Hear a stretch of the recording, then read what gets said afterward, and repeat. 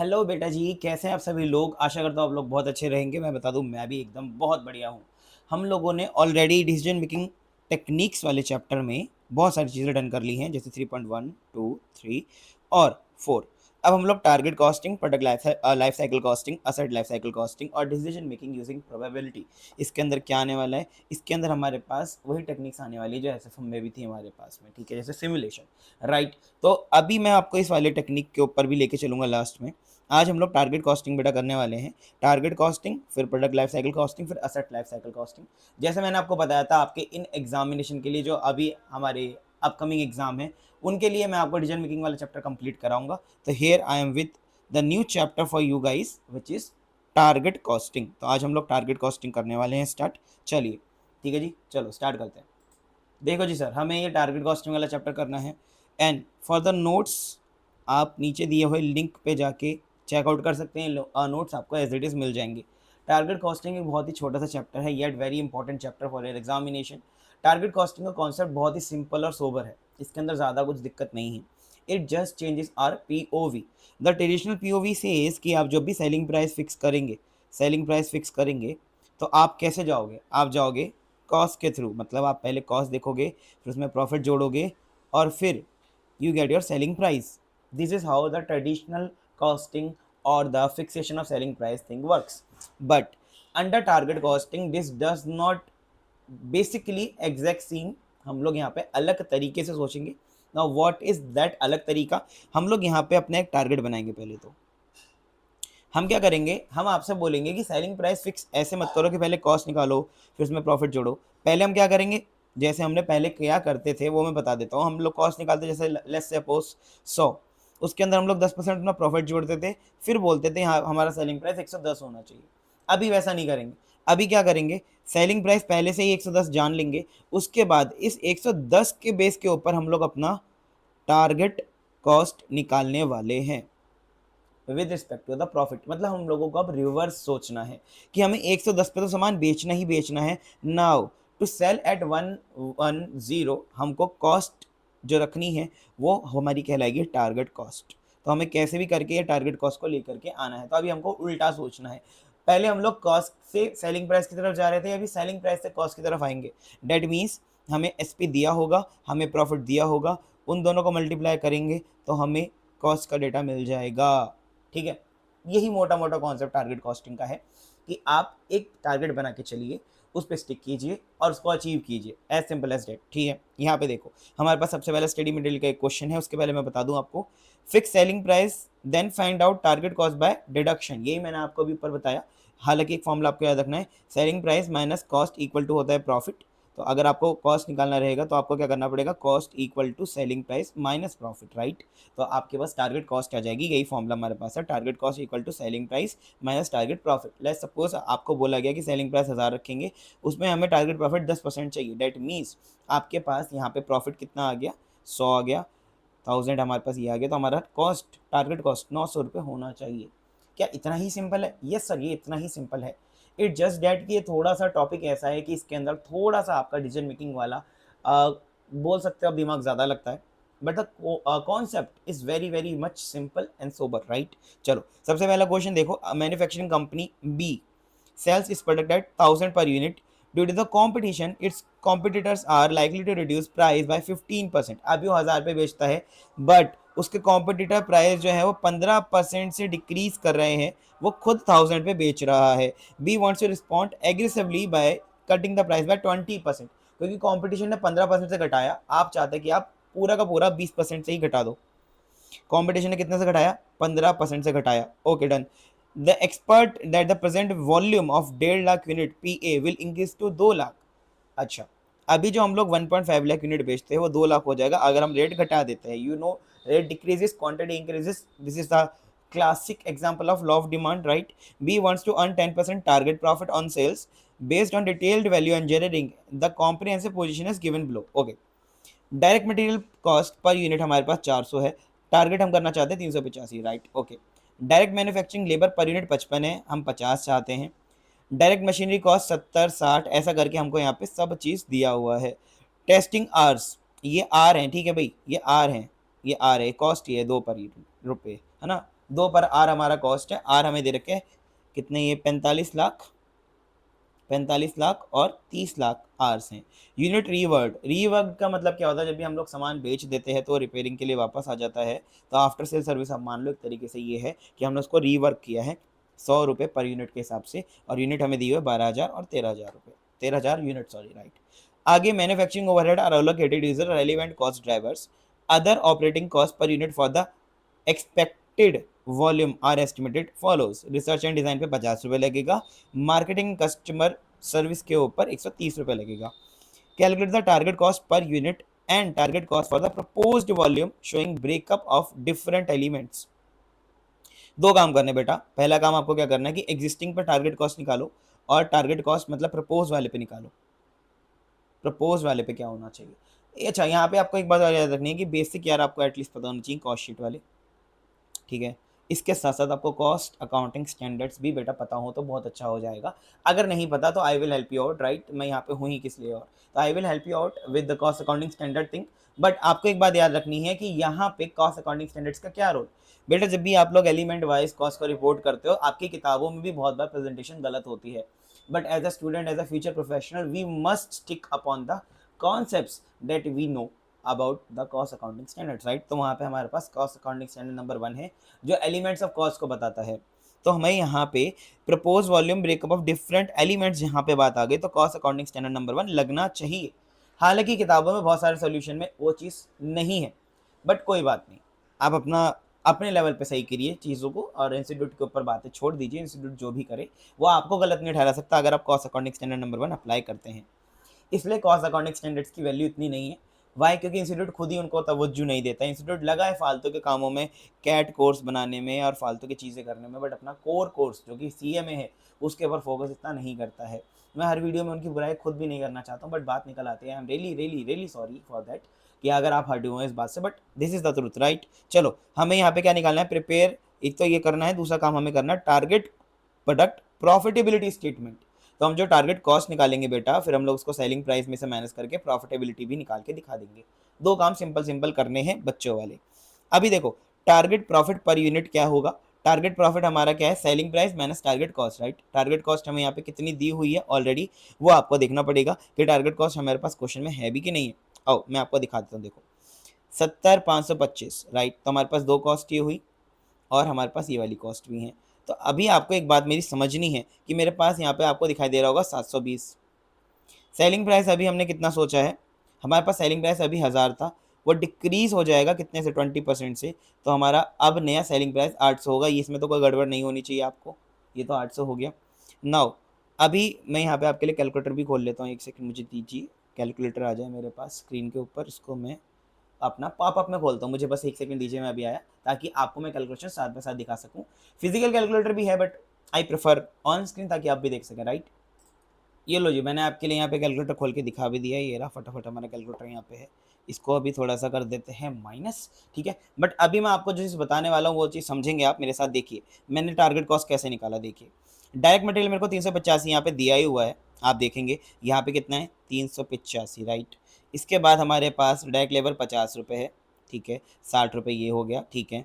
495 हमारे पास टोटल हो गया, जो कि मुझे क्वेश्चन में दिया ही हुआ है। आगे मेरे पास यहाँ पे, और अब आगे कॉस्ट जो है वो मेरे को दी हुई है मैन्युफैक्चरिंग ओवरहेड के नाम से। नंबर ऑफ ऑर्डर मेरे पास 80 पर ऑर्डर कॉस्ट है।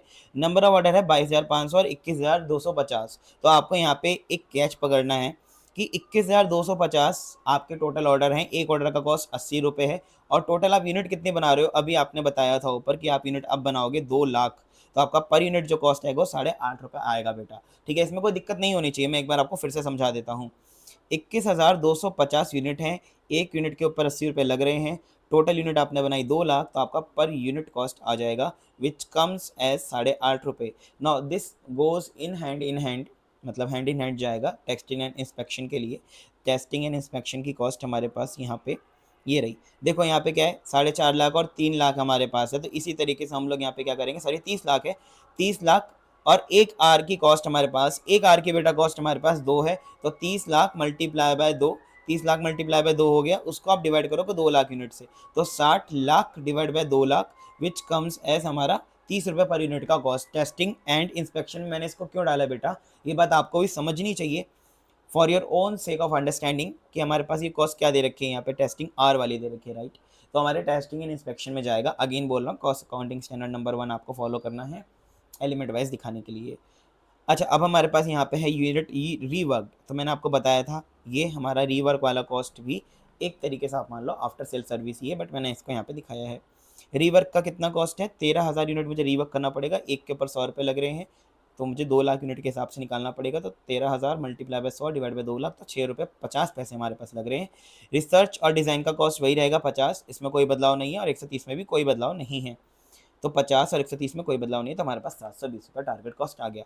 सर आपने करंट वाला एग्जिस्टिंग वाला क्यों नहीं लिया, देखो calculate target cost per unit and target cost for the proposed volume showing breakup of different elements.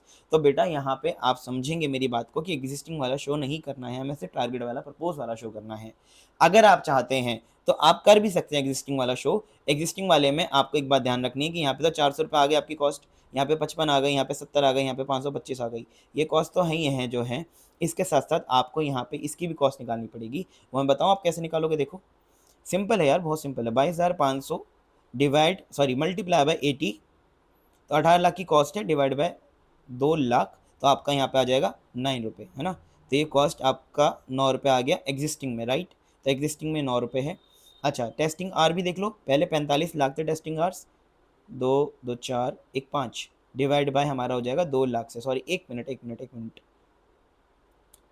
45 lakh hours थे और 2 रुपये एक आर के लगता है, तो 90 लाख कॉस्ट हुई ना, 90 लाख कॉस्ट हुई, तो हमारे पास 45 रुपये ये आ गया, राइट।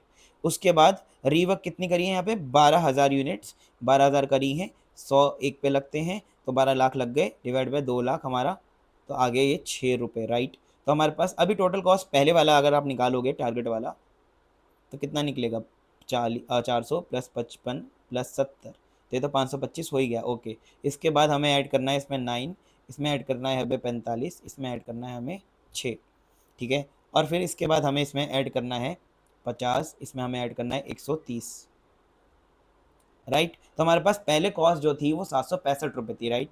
765 पहले वाली कॉस्ट थी, तो आप उसको भी शो कर सकते हो, बिल्कुल इसी तरह शो करना, क्लासिफिकेशन में गड़बड़ मत करना। अभी 720 है ये कॉस्ट, तो कॉस्ट ऑफ सेल हमारी अभी 720 रुपये है, ठीक है।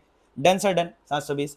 अब यही 720 मैंने ऊपर उठाया और मैंने बताया आपको सेलिंग प्राइस 800 है आपका, टारगेट कॉस्ट आपको 720 रखनी है। That means you have to earn a profit of at least 80 rupees per unit, ठीक है। तुम जाओ भाई अभी थोड़ी देर के लिए, तुम यहीं पे रुको यार, वहाँ मत जाओ, ठीक है। चलो, अब हमें target target product profitability statement भी बनानी थी, तो वो भी मैंने आपके लिए यहाँ पे बना के दिखाई है, आप देख ही सकते हो। देखो फटाफट, सेल्स मेरे को दे रखी है, पर यूनिट मेरे को हिसाब किताब दे रखा है, और डिटेल्स मेरे को दिए, अमाउंट मेरे को दिए, 4 कॉलम आपको बनाने हैं। सेल बेटा 800 यूनिट आप करोगे, ठीक है। और अभी आपको एक बात याद रखनी, सॉरी 2 लाख यूनिट करोगे, और अभी आपका रेट क्या हो जाएगा, अभी आपका रेट डिक्रीज हो जाएगा 20% से, जो कि हो जाएगा अब 800 रुपये, राइट। पहले 1000 था। तो अब ये आपका हिसाब किताब कितना बैठा, 800 मल्टीप्लाई बाय 2 लाख, ठीक है। 800 मल्टीप्लाई बाय 2 लाख हो गया, तो ये हो गया हमारे पास बहुत सारा पैसा। 2 लाख मल्टीप्लाई बाय 800 हो गया, तो 2 2 4 2 6 1 7 16 करोड़ रुपए हो गया, राइट। तो उसमें से अब हम लोग सारे कॉस्ट घटाएंगे यार, बहुत सिंपल सी चीज़ है। देखो हमारे पास प्राइम कॉस्ट 495 थी, ये मैंने कहाँ से उठाया सर, ये ऊपर मैंने प्राइम कॉस्ट यहाँ से उठाया 495, ठीक है। फैक्ट्री कॉस्ट मैंने ऊपर से उठाया, फैक्ट्री कॉस्ट मैंने कहाँ से उठाया सर, ऊपर से ही उठाया। अगर आप देखोगे तो आप यहाँ पे दिखाई देगा कि 95 और 590 के बीच में 95 का ही डिफरेंस है, तो 95 ये वाली सारी कॉस्ट को जोड़ोगे तो 95 आएगा, ठीक है। 95 आ गया। सेलिंग कॉस्ट मेरे पास 130 रुपये थी सर, वो क्या क्या थी, ये रही मार्केटिंग कॉस्ट 130 रुपये, राइट। तो 130 रुपये मैंने एज इट इज़ लिख दिया, इन सबको मैंने यूनिट से ही मल्टीप्लाई किया है, तो बस कॉस्ट आ गया। टोटल कॉस्ट 720 रुपये पर यूनिट है टारगेट कॉस्ट, ये तो आपको जानते ही थे, तो आप डायरेक्टली नहीं लिखेंगे, लेकिन हालांकि आपको ये सब चीज़ें भी दिखानी पड़ेगी। तो आपके पास यहाँ पे आ गया 14 करोड़ 40 लाख। तो प्रॉफिट आपका 80 रुपये पर यूनिट होने वाला है, तो आपको पहले ही पता था। 2 लाख यूनिट पे कितना होगा, ये हो जाएगा हमारा 2 2 4 2 6, मतलब हमारे पास हो जाएगा 1 करोड़ 60 लाख का प्रॉफिट, ठीक है। आपको आशा करता हूँ क्वेश्चन समझ में आया हो। Question is not very tough for basically a CMA final student, but yes ये एमसीक्यू के लिए भी इंपॉर्टेंट है, ये मेन स्ट्रीम के लिए क्वेश्चन के लिए भी इंपॉर्टेंट है।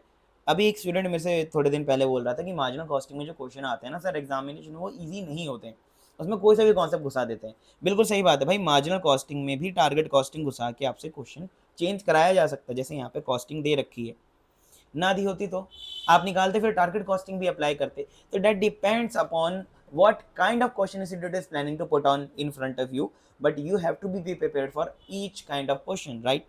चलो इलस्ट्रेशन हमने कर ली, एक खत्म अभी सीएमए मॉड्यूल की इलस्ट्रेशन थी। अब हम लोग अगला बढ़ते हैं, मैं आपको अगली इलस्ट्रेशन करा रहा हूँ। सेलो company has the capacity of production of 80,000 unit and presently sell 20,000 unit at 100 each. The demand is sensitive to selling price and it has been observed for every reduction of 10 in selling price the demand is doubled। बहुत बड़ी बात है, आप ध्यान से मेरी बात को समझेंगे, क्या बात बोली मैंने। इग्नोर करना ना, अभी किसी ने शायद बेल वगैरह बजा दी थी तो उसकी आवाज़ थी, इग्नोर मारना यार। मैं दोबारा बता देता हूँ आपको करना क्या है। यहाँ पे देखो आपका, यहाँ पे मैंने बताया कि सेंसिटिविटी की बात करी गई है, सेंसिटिविटी की बात करी गई है, तो बोला गया है कि अगर हम लोग 10 रुपये सेलिंग प्राइस में घटाते हैं तो हमारा डिमांड जो है वो 2x हो जाता है। Now this is a very huge statement by the way, right. तो अगर आपका अभी प्राइस कितना है, 100 रुपये ईच है, तो अगर मैं 90 कर दूँ प्राइस तो मेरा 80,000 वाला क्वांटिटी 1,60,000 हो जाएगा। अगर मैं 80 कर दूँ प्राइस तो फिर ये और डबल हो जाएगा। तो आप मेरी बात, हालांकि आप समझ रहे होंगे कि मैंने क्या बोला है, ठीक है। What should be the target cost as full capacity if profit margin on sale is 25%? बोला गया है अगर हमें मार्जिन 25% कमाना है तो टारगेट कॉस्ट फुल कैपेसिटी पे क्या होगी। अच्छा, प्रोडक्शन कैपेसिटी 80,000 है, लेकिन अभी केवल 20,000 यूनिट बेचते हैं वो, तो 20,000 यूनिट बेचते हैं केवल 100 रुपये पे। तो अगर मैं फुल कैपेसिटी पे जाऊंगा ऐसे करके, तो मैं पता है मैं अगर 10 रुपये से सेलिंग प्राइस घटाऊंगा तो मेरा सेल 2x हो जाएगा। तो ऐसे करते करते मैं पहुंच जाऊंगा 80,000 पे तीसरी बारी में, राइट। क्योंकि अगर मैंने पहली बार 100 से 90 पे गया तो मेरा सेल बढ़ जाएगा, कितना हो जाएगा, डबल हो जाएगा, 20 का 40 हो जाएगा, 20 का 40 हो जाएगा, राइट। फिर दोबारा से मैं जाऊंगा तो 40 का वो क्या हो जाएगा, 80 हो जाएगा। तो मतलब एक लेवल अभी मेरे पास 20,000 है ही है, फर्स्ट सेकंड और थर्ड। फर्स्ट वाला 100 रुपये पे, ये 90 रुपये पे, ये 80 रुपये पे। तो इस तरह से मैं पहुंच जाऊंगा अपने फुल कैपेसिटी पे। इन्होंने पूछा है what should be the target cost at full capacity अगर प्रॉफिट मार्जिन 25 रुपये। फॉर्मूला एकदम सिंपल है, क्या formula, target cost equal to selling price minus desired profit या टारगेट प्रॉफिट, जो भी बोल लो। हमारे पास टोटल कॉस्ट यहाँ पे आप देखोगे 80,000 पे कितना बैठेगा, 80 रुपये ही बैठेगा, क्योंकि 100 था हमारे पास यहाँ पे, फिर हमने घटाया 10 रुपये घटाया तो हमारा सेल डबल हो गया यहाँ पे, ठीक है, डबल हो गया, और इसके बाद यहाँ पे फिर डबल हो गया, तो हमारे पास बैठा 80 रुपये का सेलिंग प्राइस। कॉस्ट हमारा कितना होना चाहिए सर, कॉस्ट आपको पता ही है, आपका सेलिंग प्राइस इतना इतना आप घटा रहे हो। अब यहाँ पे बोला हुआ है कॉस्ट क्या होना चाहिए, तो सिंपल है यार, देखो टारगेट कॉस्ट क्या होना चाहिए, 80 का हमारा सेलिंग प्राइस है, माइनस 25% डिजायर्ड प्रॉफिट कर देंगे। वो 25% 80 का ही है, मार्जिन सेल के ऊपर ही है, तो मैं सीधा सेल में से माइनस कर सकता हूँ। तो आप देख ही लो, यहाँ पे मैं करके भी दिखा देता हूँ। 80 minus 25% that gives me 60 rupees as my target cost, simple. Second, what should be the cost reduction scheme at full capacity if the present level 40% of the cost is variable and total fix cost is 36 lakh रुपए। अभी जो भी cost है उसका 40% अगर variable हो और बाकी 36 लाख रुपए मेरा फिक्स्ड हो, आप जानते हो फिक्स कॉस्ट हमारे लिए इररेलेवेंट होती है, तो मेरे लिए कॉस्ट रिडक्शन का टेक्निक क्या होना चाहिए, ये मेरे से पूछा हुआ है। अब कॉस्ट रिडक्शन के बारे में भी बता देते हैं कि कॉस्ट कैसे कम होगा। कॉस्ट रिडक्शन कैसे कम होगा भाई, जितना अभी कॉस्ट है और जितना टारगेट कॉस्ट है उन दोनों के बीच का डिफरेंस है, उसको कॉस्ट रिडक्शन बोलेंगे। अभी अगर मैं एग्जिस्टिंग कॉस्ट कैलकुलेशन करूँ तो कैसे किया जाएगा भाई, वेरिएबल कॉस्ट मेरी कितनी है भाई, अभी मेरे पास जो कॉस्ट है, अभी मेरे पास जो कॉस्ट है, लेट्स सपोज कि अभी मेरे पास वो 100 रुपीज़ है, ठीक है, ठीक है, सॉरी सपोज क्यों करेंगे, हमें सेलिंग प्राइस दे तो रखा है, सेलिंग प्राइस मेरा 100 है, तो मेरा पास जो सेलिंग कॉस्ट है, वेरिएबल कॉस्ट है सॉरी, वो 75% है। सर 75 कैसे आई, total cost equal to 80 minus 25% मैंने किया, तो यहाँ पे अगर मैं 25% घटाता हूँ 100% में से, डेट गिव्स मी 75%, तो 75% मेरा वेरिएबल कॉस्ट का पोर्शन यहाँ पे बैठा, कॉस्ट का पोर्शन बैठा बेसिकली। तो मेरा सेलिंग प्राइस है, ये टोटल कॉस्ट है, और इस टोटल कॉस्ट का भी केवल 40% ही वेरिएबल कॉस्ट है, तो मैंने इसका 40% भी निकाला। आई होप मेरी बात समझे होंगे। मैंने क्या बोला दोबारा समझो, सेलिंग प्राइस का 75% कॉस्ट है, उसका 40% वेरिएबल कॉस्ट है, that gives me 30 rupees per unit as my variable cost at current level, right. Existing cost है, फिक्स कॉस्ट 36 लाख रुपए, okay. Now my target cost, the my target cost will be 60, यही बोला हुआ है हमें यहाँ पे। कॉस्ट रिडक्शन क्या होगा अगर वेरिएबल कॉस्ट हो जाता है, ठीक है। तो कॉस्ट रिडक्शन कैसे होगा, आप मेरी बात को समझेंगे, यहाँ पे बहुत अच्छे से समझने की कोशिश करना आप, ठीक है। यहाँ पे थोड़ा घुचड़ पुचड़ हो गया, बट कोई बात नहीं। कॉस्ट रिडक्शन बहुत सिंपल चीज़ मैं आपको समझाता हूँ यहाँ पे, जो आप मेरी बात से आप तारुख भी रखेंगे, समझेंगे भी, ठीक है। चलो फटाफट से समझ लो इसको, फिर हमारा ये लास्ट इलस्ट्रेशन है, इसके बाद हमें कुछ करना भी नहीं टारगेट कॉस्टिंग में। मैंने आपको नियर बाय आधे घंटे से भी कम में चैप्टर खत्म करा दिया है ना। चलो फटाफट देख लो इसको, फिर हम लोग आगे बढ़ते हैं, राइट। देखो जी, मैंने करेक्शन भी कर दिया यहाँ पे थोड़ा सा ना, आपके लिए करेक्शन मैंने एकदम कर दिया है। करेक्शन क्या किया है, वैसे बेसिकली आप समझ ही रहे हो। पहले हमारा कॉस्ट कितना लग रहा था, पहले हमारा कॉस्ट लग रहा था 30 रुपये एट 80,000, राइट, ये वेरिएबल कॉस्ट। अभी हमारा टारगेट कॉस्ट 60 है, 80,000 रुपये, तो हमारा कॉस्ट रिडक्शन 12 लाख रुपए का यहाँ पे हैगा, ठीक है। और इसने हमसे तीसरी चीज़ एक और पूछी है, if the rate of desire return is 16%, what will be the maximum investment at full capacity. तो आप जानते हैं रिटर्न का फॉर्मूला होता है प्रॉफिट डिवाइड बाय इन्वेस्टमेंट। उसने हमको बोला है कि रिटर्न अगर आपको 16% चाहिए, 16% रिटर्न चाहिए, और आपका प्रॉफिट यहाँ पे बताया तो नहीं, लेकिन हम निकाल सकते हैं। सेलिंग प्राइस 80, 60 हमारा कॉस्ट, तो हमारा पास आ गया 20 रुपये, मल्टीप्लाई बाय 80,000, राइट। तो 80,000 यूनिट से आप मल्टीप्लाई करोगे तो आपके पास यहाँ पे आपका प्रॉफिट आ जाएगा, डिवाइड बाय इन्वेस्टमेंट। तो जो भी प्रॉफिट आएगा आप उसको मल्टीप्लाई कर दोगे यहाँ पे, तो आपके पास इन्वेस्टमेंट निकल करके आ जाएगा 2, 2, 4, 2, 6 एक साथ, मतलब 1 करोड़ का आपको इन्वेस्टमेंट करना पड़ेगा 16% रिटर्न कमाने के लिए। देखो क्वेश्चन को 2 से 3 बार आपको देखना पड़ेगा, क्योंकि मैंने आपको फास्ट पेस पे समझाया है, because we are left with very very very much less time for our examination. But don't worry, I am here for your help. अगर आपको इन फ्यूचर भी कोई सा वीडियो चाहिए रहेगा तो आप मुझे बताना। मैंने अभी आपको टारगेट कॉस्टिंग खत्म कराया है।